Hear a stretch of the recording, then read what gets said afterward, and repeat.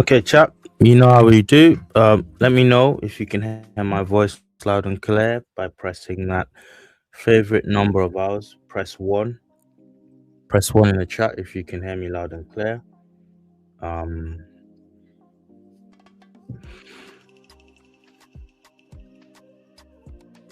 Thank you, Joy. Can always rely on you, Joy. Thank you. Um, all right. I want to play something. But first, just let me set it up. I'm gonna play something to get us started tonight. We've got Kamji Verse with us, and I know he's raring to go.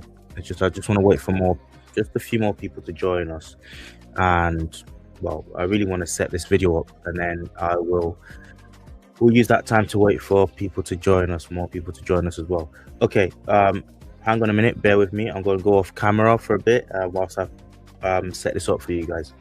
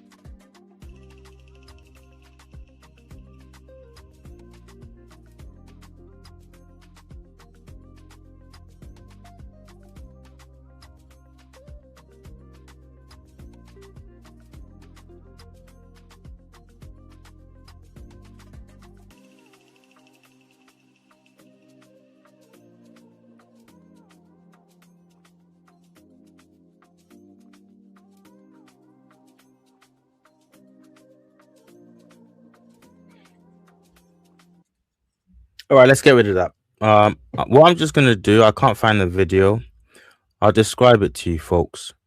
It would have been great to find it. So, um, some of my day ones might be listening. RJ McKenzie, you might be listening. You're in our group on the you're in our Melanin Intel group on Instagram. So if you're listening, RJ, um, or anyone else who knows what I'm talking about, there's a video. Um, um, Brother Kamji's gone. Needs to get him back on. There's a video of um a black lady on YouTube, not YouTube actually. It's on Instagram, and she's a South African lady. And as you guys know, there's a lot of troubles going on in South Africa right now. There's an interesting sort of a diaspora war going on, where native South Africans, um, mainly of the Zulu ethnicity, I should imagine, are going around and sort of asking, not even asking, demanding that people, other Africans, who are not indigenous to South Africa itself, um, should go and leave. It's basically a spate of xenophobic attacks, but they're not predicated. They're not aimed at anyone other than um, other Black Africans. By that, we all know by that I think everyone knows what I mean. They're not. We all know the history of South Africa. So these xenophobic attacks aren't going after um, the sort of white, um, for want of a better word, um, the entrenched white sort of masterclass that's that's in South Africa. They're not going after that sort of group of people. They're going after you know other people indigenous to the continent, and this is causing a whole load of other problems. So the video I was going to play you. So if anyone's seen it and you have a link to it, please send it to me via Instagram, TrillBlackGram at TrillBlackGram. There's of a lady, a South African lady, who was just basically traumatized. You can't tell because she's quite upbeat about it. She doesn't let it get to her. But she's out there in South Africa, and people are accosting her, a Zulu lady, and saying that she looks Nigerian and that she should get out of the country. Whereas she's actually a Zulu, she's a South African herself. So that's been going on in South Africa, and even Zulus themselves have been getting caught up in this whole recent spate of "we don't want you, you're not indigenous to South Africa." This whole palaver. It links to what we're going to talk about this evening. I got Kamjiverse on because let me just add him to stage. I got Kamjiverse on because he's been doing what I consider to be God's work. There's a myth that's perpetrated, and it's the Bantu myth. I've had him on before in the past to discuss this. About a year and a bit ago, we were talking about this. But Kamjiverse, guys, if you don't know him, you need to get over to his channel and subscribe, and follow his work. His channel is under attack because I believe YouTube is using whatever excuse they can use right now to deface, just bury people, um, and content that actually wakes people up, to the state of the world, to the lies that's been told to us all our lives, etc., etc. And Kamjiverse is one of those channels, um, and yeah, he's come under the evil eye right now. And I've told people this before. I've said it in posts. It's coming for this channel as well. So whilst we're still here, guys, support us. Kamji Versa, I'll let him come on. He's recently been demonetized. Kamji, bro, unmute yourself and come on and just tell the people what's been happening to your channel before we get into the substantive issue that we're gonna discuss tonight. Can you hear me? Yeah, that's good. I can hear you perfectly, chat. If you're having any problems hearing cat the brother Kamji, let me know. But I can hear you loud and clear, bro. But you've gone mute again. You've muted yourself again, but we'll wait. Yeah, so my channel, recently has gotten demonetized just because of issues, unbeknownst to people in the audience. Um, there was a claim of inauthenticity because of the usage of like certain AI content, which I think is kind of fraudulent because there are plenty of channels who utilize AI who have not been demonetized. But ultimately, in my mind, this has been a political target, and I think that it's something that they have been doing to quite a few channels, on the net. But my channel, political, obviously rubs a lot of people the wrong way. So they removed the monetization and membership in the partner program. But I still do have Substack. I have Patreon, and for those of y'all out there who would like to support, I would greatly appreciate that as well. Um, but yeah, it's been a journey. It's really difficult, as you know, to put on this type of content. It's very very difficult. Um, So like your support, listener support is definitely greatly appreciated in this endeavor. And I would add to that, that support is, um, it's not asking a lot actually. It's not asking a lot. I don't want to go into actual numbers, but whenever channels like Kanjiverse require your support, we're not talking breaking the bank type support. So please, if you can do that, guys, get over to his Cash App, his Patreon, and support the brother Kamjiverse. I was listening to him a few weeks ago now, and as I do, um, regularly checking into your channel, Kamjiverse, and you're breaking down this Bantu lie again. And I've been looking at some of the comments. I made a post on Friday, I think it was now. I made a post and I've been looking just before I came on, I've been looking at um the comments and they kind of got bogged down in talking about Olmec stuff. Because the image I posted up had a striking resemblance to the Olmecs. But Yeah, apart from that, when people actually discuss the issue at hand, which was what we're going to be talking about tonight, which is the Bantu scam, people just don't get it. People don't get it. Like, let me oh, do I even bother showing people this? I mean, just go up on the post I made recently, guys, my latest post, and you'll just see some people coming in and talking about how I'm denying, we're denying our heritage as black people. Kamji, can you just like enlighten us? Why is this a scam? Big, I wanna, I wanna just explain something to people before we go on. Saying that I'm not Bantu is not tantamount to saying I'm not black. It's not tantamount to any kind of um uh mean or black kind of the it's not tantamount to any kind of self-hate. But people, I don't know whether it's trolls or whether it's just foolish kind of people, but people don't seem to understand that they've gotten this term crossed up with, they've kind of imbibed this terminology and it's become part of black identity. But Kamji, can you get us started on why this isn't our thing, this whole Bantu thing? yeah. I mean, it goes a lot deeper than Bantu because we're dealing with European classifications of African people in general. Even going back to Nubia and the whole Nubian distinction that was created as a way of racially dividing Kemet from the rest of Africa. That's legitimately the purpose for the creation of Nubia. And Bantu, along with the other categories that we see in Africa, follows the same pattern.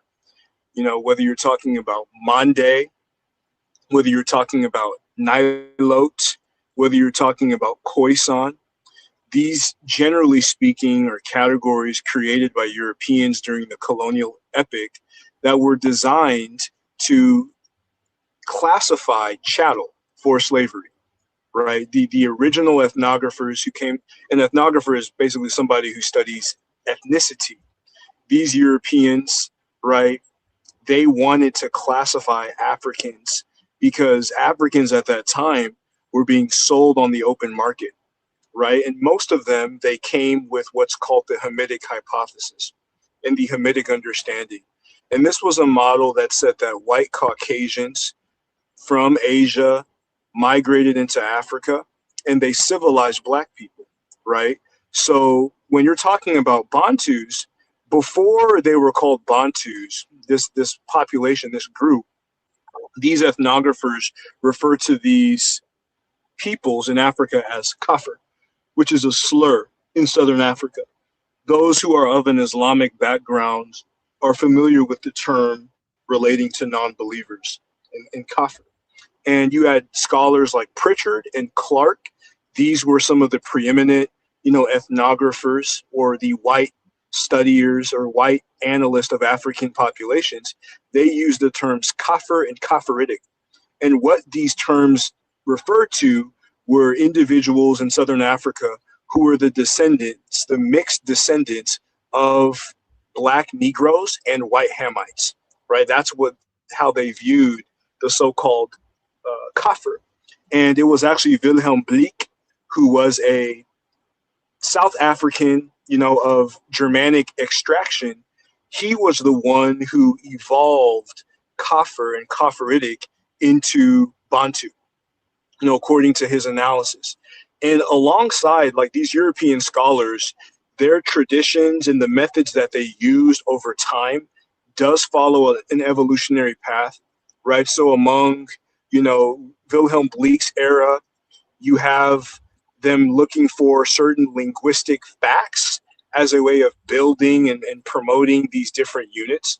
And again, this is not just for Bantus, right? So like whether you're talking about Hamito-Semitic or, Hamite Semites, for those who are familiar with the Bible, the Hamito-Semitic grouping is what we now know as Afro-Asiatic, right? So the modern terms that we're using for these, previously classified groupings are generally based upon Greenberg's work, right? And slow me down if I'm going a little bit too fast, right? But generally speaking, what we must know with respect to linguistics, when you're talking about Bantus, when you're talking about Nilotes, when you're talking about Khoisan, when you're talking about Afro-Asiatic, these are linguistic categories. And a lot of times people try to bleed over linguistics into archaeology, into genetics. And they'll make claims like, oh, Bantu genes have been proven.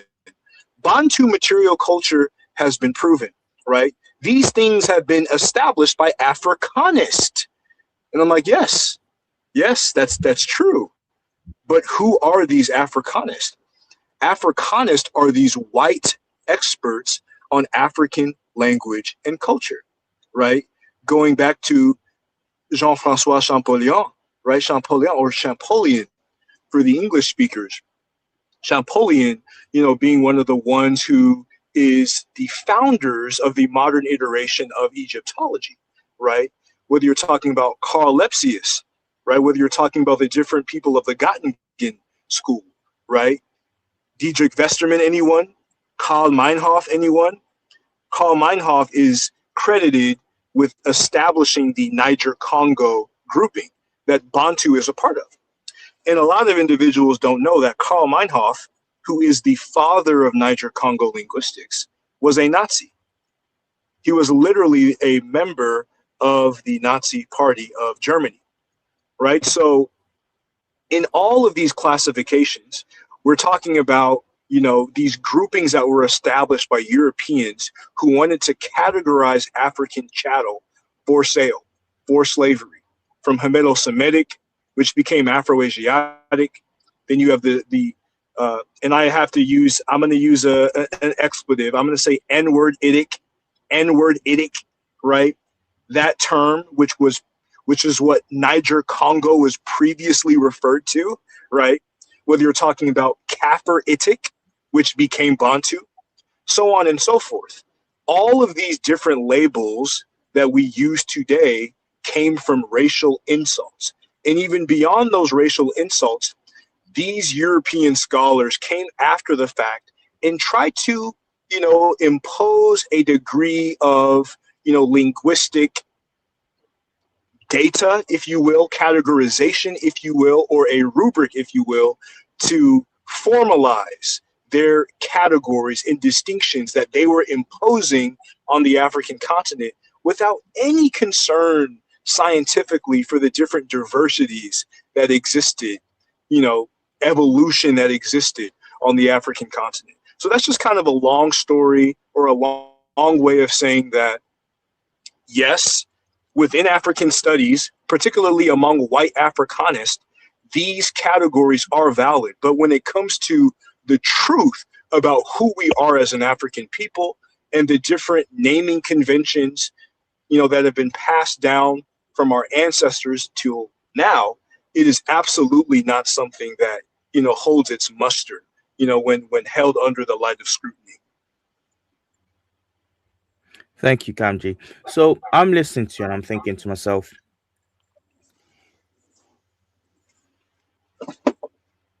why then are we so quick? So a couple of things came to mind. Hamitic. You mentioned the word Hamitic there. You mentioned the word Kafa. These are terms that I before even ever starting the channel, Kafa I knew about. Shortly after starting the channel, when I was doing my research, I came across Hamitic. Um, but it wasn't until later on I realized, oh, Bantu is also in the same category as these, in the sense that Yes, it's used to limit us. So it's yes, used to categorize us and then limit us. Because when these quote unquote Afrikaners speak about Bantu a lot, and whenever you see them the term used popularly, um, we're told that Bantu or Africa or Bantu peoples, which really amounts, it seems, when people are saying that, popularly speaking, they're talking about a kind of true Negro type, like yes, the right. So that type didn't really venture out of uh uh venture beyond the Sahara, whereas yes, the type that built, I don't know, stone buildings, and the type that the Bible mentions, being the Cushites or the Ethiopian or the Egyptian type or the ancient, I don't know, even going as far as Northwest Africa, some of the Moors, that type, they're not Bantu, they're not really sort of true Negroes, they're not really black groups. So I picked up on it early on that, oh, okay, really Bantu is code for, as outsiders use it, as these four academics are using it, is really code for the same old thing. Oh, true yes, Negro, the true Negroes, the real, what we mean with black people, really, they didn't really do anything outside of this. They didn't really go anywhere or do anything outside of um the little, I'll be crude now, but this is really what they mean to say, the little jungle spaces in Africa. And yeah, when I figured yeah, that out, I realized, oh, why are we okay, so that really, that's what's going on here. Why are we as black people using these terms then? Hamitic, you mentioned. Hamitic was also used in a roundabout way. Was confused by Hamitic for the longest, because Ham in the Bible is, or at least in um, non-Western traditions, uh, is is the black race, is the father of the black race, whatever hmm beef you have with the Abrahamic traditions, in the Abrahamic traditions, Ham is the father of all the black people groups. So when you talk about Ham, that should be black people. But when yeah, what I came to discover was that, sorry, what I came to discover, sorry to shout there, what I came to discover was, oh my goodness, this isn't actually, they're not using it to say black people. When these foreign sort of academics, when these people outside of Africa are using Hamitic, they're talking about this weird Caucasian race that were just brown skinned and came and gave us civilization and whatnot. And I was like, oh my goodness. Anyway, the same thing really you can see in Bantu is what I'm trying to get at. Why then? Hmm. Okay, why then? Look, my question is, why are we using this? Why did it become a thing that we started to use ourselves? Yeah, I mean, there's a lot of miseducation and diseducation. Even I've had conversations with people, and you know me, I take it from a technical approach, linguistically, even without explaining the background history, that I just explained. And there's a lot of black people who they basically marry themselves to a simplistic understanding of African history. And because Bantu is readily available, most of the information around African languages and cultures comes from Africanists that are these white experts. The Africanists are white experts on African languages and cultures. You go to Wikipedia, you ask these chatbots, these AI chatbots, they're going to source their information. And because you see a ubiquitous representation of what white people's classification of Africa is, from Nubian to Hamite to Bantu, most black people, because it's easy, are just going to accept it and even begin to build their consciousness on that. And it goes even deeper because even beyond these plantations, if you will, or boundaries, if you will, that Europeans set forth, many black people accept it because it's simplistic, because it's easy, because it's readily available and accessible. Then they begin to build their identity, talking about the Bantu genes, the Bantu material culture, Bantu pastoralism, Bantu architecture, Bantu religion, Bantu spirituality. I would chalk it up to the fact that most people are not technically trained in historical linguistics. They're not technically trained in the professional way to study African history. And who would blame them as, laymen? Nobody would expect them to be trained. But because of that, and because of the nefarious nature of Europeans who want to divide Africa, rather than breaking down, their nefarious division from the foundation, right? They would rather try to build upon that and build black self-esteem within the confines of the plantation that was created for them, right? And there's actually a scholar, last thing on this point, Luniyigo, in the UNESCO papers, I believe it's volume 6, and he spoke about how the Bantu myth is a child of the Hamitic myth, in the sense that Bantu is strictly a hypothetical linguistic category. Even the great scholar Sheikh Anta Diop said, do not use Proto-Bantu and Common Bantu in the comparison of the Pharaonic language and modern African languages because it is hypothetical. Bantu and Common Bantu are hypothetical. The Pharaonic language is dead. So why would you compare a hypothetical language to a dead language? This is what Obenga said. Lunyigo said, Bantu is a linguistic hypothesis. Bantu is not a material culture. Bantu is not a genetic code. Bantu is not a race. If you promote the idea of a Bantu race, you're falling in the same trap as the Hamitic race and the Hamitic myth. So again, we've been fooled by centuries of European propaganda. And the best way to combat this is to go back to our African-centered perspective rather than trying to build up black esteem in the confines of the plantation. I had an image on screen there. Let me just put it back on screen. And The Ramesh. basically, thank you. So these are the people that you can find on Egyptian walls, and they're just I can't remember which tomb now, whether it's Ramses, That's got to but be KV. Is that KV 35? right, that rings a bell. That rings a bell. But these are depicted on Egyptian tomb walls as just people. The Egyptians refer to what you're looking at as people. These are um ancient Egyptians. Okay, they don't Mm-hmm. like to show this image. They don't like to show this image. But the point of why I've brought this up is we've as you're saying, first of all, we've taken a hypothetical language linguistic classification, and we've now started to use it as a people classification, okay, a genetic classification. And we're told that this sort of this people group, this linguistic group, really wasn't part of uh, long gone civilizations, long past civilizations, such as the Kemetic civilization.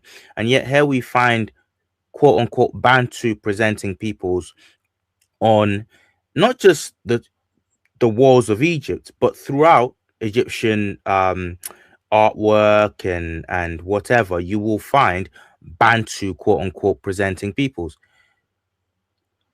Isn't that isn't that do you get what I'm trying to get at? Isn't that like an Yeah, argument that eyebrushes the whole thing?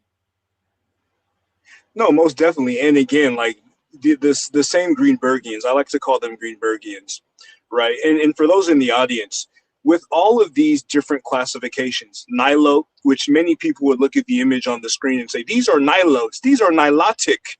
Nilotic is not Bantu. So this is the Nilo plantation, not the Bantu plantation.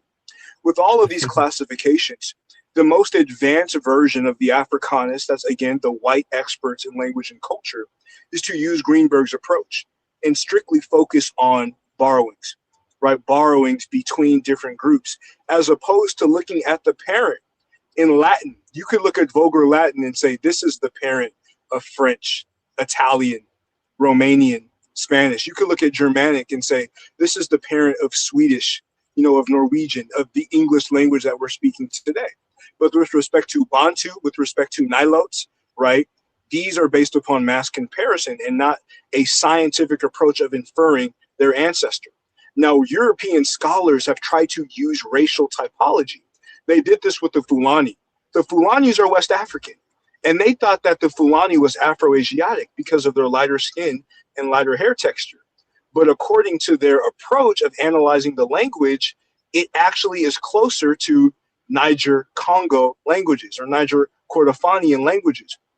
So throughout, the history of Kemet and the history of classical Africa, you will find people who look like, so-called Nilotes or so-called Bantus. So the attempt to create a rigid dividing line, even Narmer of the first dynasty looks like the so-called Khoisan.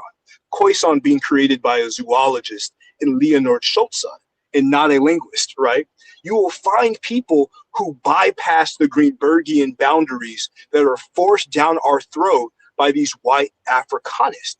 That should be the first indication that using linguistic hypotheses as a form of racial typology and to divide Africa with respect to race is invalid. I make this point all the time. They will tell you that, oh, you can't look at racial typology, especially when it comes to Mesoamerica. Wyszynski and Guadarrama, who validated Wyszynski, they found skulls that were the equatorial type, the Dongolan type. And you'll have individuals who say, that's 19th century race science. That's invalid. But then they'll go to Africa and they'll say, this is a Nilote skull. That's a Bantu nose. That's a Mondoid beard. So the same argument that they say is invalid when discussing the African contact in pre-Columbian America, they love to do this to divide and conquer Africa. This is why we can't trust them, because they have malevolent intentions and they don't have our best interest at hand. Thank you. Thank you. The game was up for me when I discovered. I mean, let me show you guys this. I've closed the thing now. Um, but I was looking into this just briefly before coming on, and come to find out, William Bleak, you mentioned, he Yep. was the one I believe who popularized this term in itself, and it's Yep. just. Am I correct? Isn't it just a word from the Zulu or Xhosa people? That just means Yeah, yeah, people. and you'll find it. I've had Bantu enthusiasts who've tried to tell me that it is a Kikongo word, which actually it's not like there's another word that's is escaping me, but it's not necessarily the term that they use for people in their language, right? Abantu is the Zulu term, right? And people try to associate that with Wilhelm Gleek's Bantu.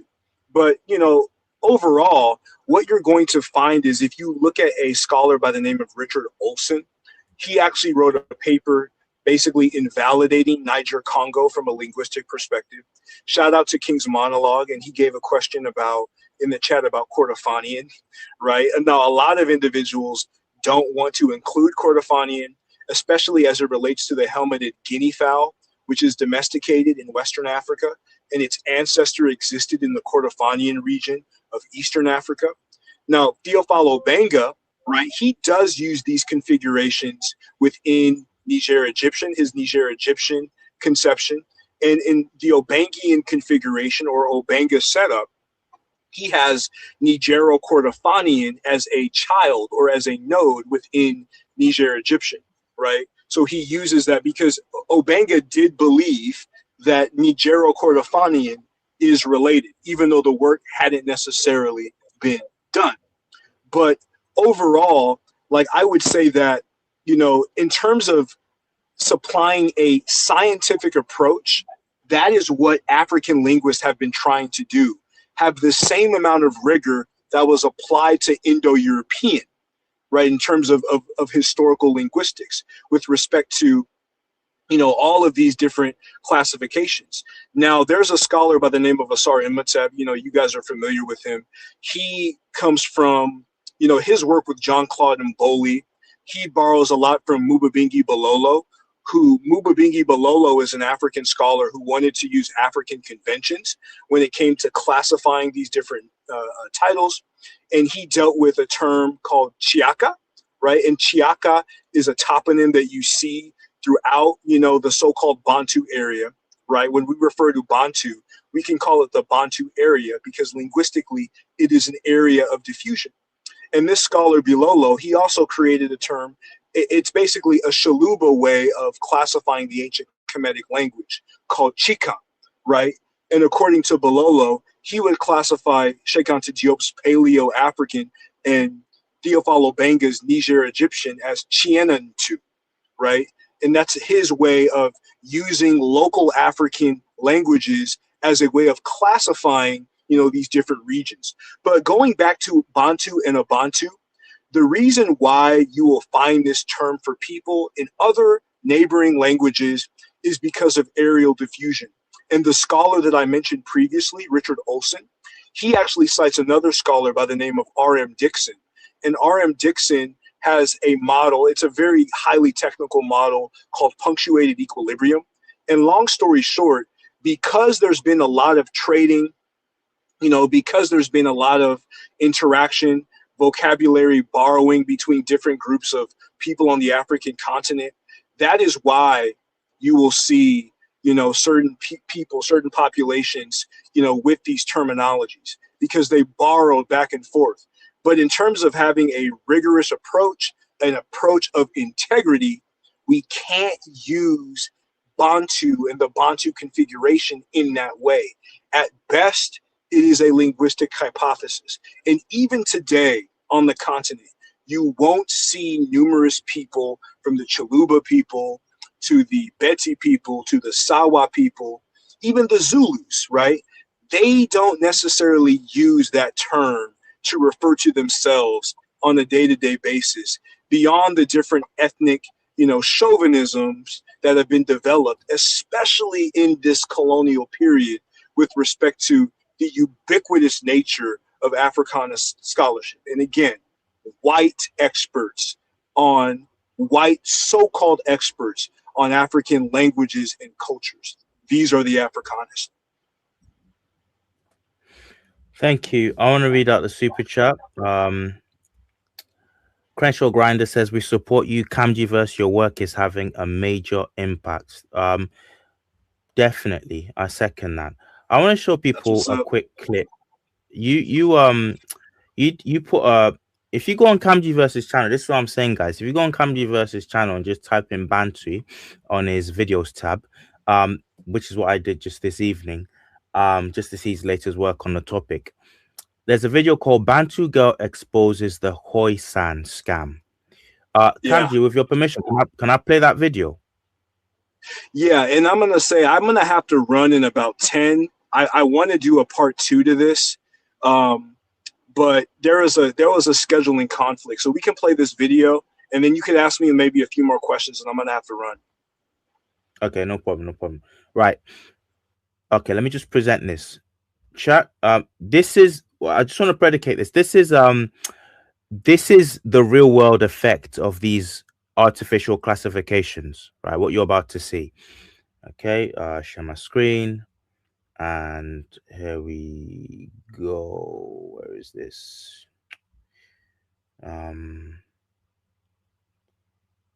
Okay, cool. All right, let's go to Bantu expansion. From race-based categories like black. Can you guys hear that? Kamji, can you hear it? Can you see and hear it? Yes, I can hear it. Like Tswana South African or native South African, which I identify and I think more accurately describes me. Because as we can see, I'm not black. I am brown. My skin is brown. My hair is black. And so these categories were made by racist people.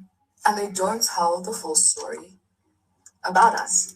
And every time I call myself a native South African, there's always a colored person, at least one, in the video comments who says, get your facts right, you are not a native. The only native South Africans are the Khoi and the San, which for some reason colored South Africans have managed to claim. They've managed to claim themselves as the only Khoi and San descendants, which is like a really shocking and misinformative narrative, especially as a Motswana girl. At 19 years old was the first time I ever heard this narrative, right? For most of my life, like every day of my life, I literally thought the San were Tswana. As in, multiple people in my family literally look like people who were called San Bushmen. The San were in the Khalakh. So let me just pause it there, Kamji. So what she's saying there, is it accurate in the sense that are the Khoi supposed to be different to, are they supposed to be separated from Bantu? No, and again, like this goes back to the Musk conversation, and we're gonna have to do a part two with this. For those of y'all who know, those in the United States, it is Mother's Day. Happy Mother's Day to all the mothers out there, all the beautiful Black women out there. And when we're dealing with maternal lineages on the African continent, if you look at LOA, you see LOA in pre-dynastic Adaima, right, in the so-called Nubian region. That is a haplotype, a maternal haplotype that is predominantly in Southern Africa. So in ancient Kemet, they had an LOA marker that you predominantly see in Southern Africa today. Now, when we get to Elon Musk and the Boers, they try to promote propaganda that, oh, the Bantus came from Cameroon, the Nigeria-Cameroonian border, migrated south and murdered all of the people in their path. But Lunyigo in the UNESCO Symposium, as well as scholars like Hilaire Essel Ngomi, Dika Akwa-Nyabo-Nambela, Mubabingi Bololo, Felix Chami, they're dealing with the so-called Bantu migrations is a multi-generational, multi-regional traveling, multi-regional expansion, right? And all of these scholars link the so-called Bantus to the region of classical Africa. Now, you definitely hear propagandists like Elon Musk say that, oh, the so-called Khoisans aren't black. But again, going back to the Afrikaners, that's the white experts in African language and culture, Khoisan is created by a zoologist by the name of Leonard Schulze. And if you look at some of their languages, like the Koena people or the Nukon people, Nukon literally means black people.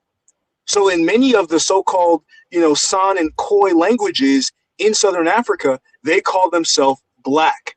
And there's even been, intermingling in a relationship between these different populations, throughout history. And that's shown in genetics. So the idea that genetics supports a, migration from the Nigeria-Cameroonian border south is bunk. It's absolutely false. It's a lie. And you will actually see many individuals in Southern Africa, so-called Bantus, with Khoisan features, with Koena, morphology, Yukon morphology. So the idea that they're just totally separate is an absolute lie. And I'm proud of that sister. I'm proud of her for actually fighting back against the propaganda, because the Boers, the Abalungu, they're using these Africanist phyla, these Africanist grouping, these white so-called experts in African languages and cultures to divide and conquer the African continent and to justify them stealing land. Because if the Bantus migrated over from Nigeria and Cameroon and stole so-called Khoisan land, that's supposed to justify the white Boers, the Amabulu, coming into Southern Africa and dominating black people for centuries. So we have to understand the violent geopolitical nature of these hypothetical groupings created by Europeans with nefarious intentions. Wow. Wow. I never heard it so brilliantly articulated. Flames upon flames, flames upon broil, says the brother word of mouth guy. Thank you for your $5 super chat. I seek the King Mono show in the chat there. Brother says, let me just put up the super chat because everyone who sends a super chat gets their things highlighted. And I believe was King Mono who said that they share linguistic, and I can't see the comment now. But I see what you're saying in the. Oh, let me just go back to this. Let me read this again. There we go. King Mono says they share language traits, phenotype, and genetics. I assume you're talking about Bantu and Khoisan. There, King Mono. I've sent you a link to the discussion, brother. If you wanna join in, that'd be great. So I was also thinking about this in a sense. You mentioned violence there. I don't know how much longer you got here, but can you expand on this in terms of, you know, I was watching something recently, and it's about the Rwandan genocide. Mm-hmm. Um, and somebody was explaining that actually that whole thing was the whole divide between the Tutsi and the Hutsu. Don't know if I'm saying that right, but that whole divide wasn't even organic in itself. That itself was No. due to, I don't know if you know anything about this, but that in itself was due Yeah. to artificial classifications brought in by Europeans, by these sort of the Yes. same bad actors. Yeah, that's a perfect example, because Cameroon, where I have family from, has a similar dynamic with the so-called Bantus versus the Sudanics. Nigeria has a similar case with the Hausa, who are Chadic, right, and the Fulani, who are Niger Congo, but they have a distinction between them and the Yorubas and the Igbos, and that's European Lugardian imposed tribalism. In the Rwandan case, you have them using the Hamitic myth to divide the Hutus and Tutsis. And if I'm not mistaken, both of those populations under the Greenbergian configuration would be Nilo-Saharan, if I'm not mistaken, either that or, Niger Congo. But they're using these Greenbergian labels to impose tribalism on the population, to divide and conquer and justify genocide. So this is not just some light thing. This has been used across the continent to justify genocide. First started with slavery, and now it's used to kill, to murder, to delete other African populations. This is serious. Having an African centered framework is very, very, very serious, right? And this is also why, like, I'm so hesitant when using these terms. The king knows it, you know it, because we have to be very, very careful and meticulous when dealing with these sensitive topics, right? Because if not, it'll put us in a very, very bad situation. And I'll say this one last thing before I hop off. Like, this definitely has to be a continuous series. right? A series where we delve deeper into this, because beyond dealing with the geopolitical nature and the cultural nature, I want to deal with the linguistic aspect as well, the technical aspect of the linguistics, because you have scholars, as I mentioned before, certain individuals, Asar Imatep, Jean-Claude Mboli, who I've had many disagreements with their methodology. Linguistic doctors like Dr. Obadale Cambone has criticized their methodology. But their attempt in trying to rescue Black people from this racist animus is to basically say that the ancient Egyptian language is the Bantu language, or under Mubabingi Bilolo's configuration, Chianantu, right? Now, I disagree with that because Bantu is hypothetical, but there's something to be said about the fact that the languages that we're now calling Bantu in Chaluba, in Zulu, in Beti, in Sawa, in Kiswahili, in Kikongo descend from a common ancestor with, right? So that's all I'll leave y'all with. And, I'm looking forward. Trill, hit me in the DM and let's definitely schedule a part 2 to continue this conversation. Okay, because there's quite a few we've barely scratched the surface. This is a massive scam on a massive scale. So what we're going to do is I really wanted to pick your brain. This show is going to be about picking your brain. I've got a few clips I wanted to show you. I want to play and get your thoughts on it, just to expand on this, because again, I want people to understand that if we're going to claim back our history in any way whatsoever, we also have to claim back the language. We also have to claim back the terminology and stop using, which is something I came to learn quite late on and only recently, but it's quite very important that we start using we stop using their framework when we start using ours. So, sub-Saharan is another one that we could talk about. But bro, I hear what you're saying. We've done just under an hour here, chat. We'll have to do a part 2 on this. I didn't that's I'm a bit depressed at that, but really this is about picking the brother Kamji versus Head, and we're gonna have to do that on another day. So thank you for joining me, guys. Hit the like if you've not hit the like on this video, just to get it out. And we're gonna have to do a part 2 probably sometime this week if Kamjiverse can do that for us. All right, good to Compton, guys. I'm out. Peace.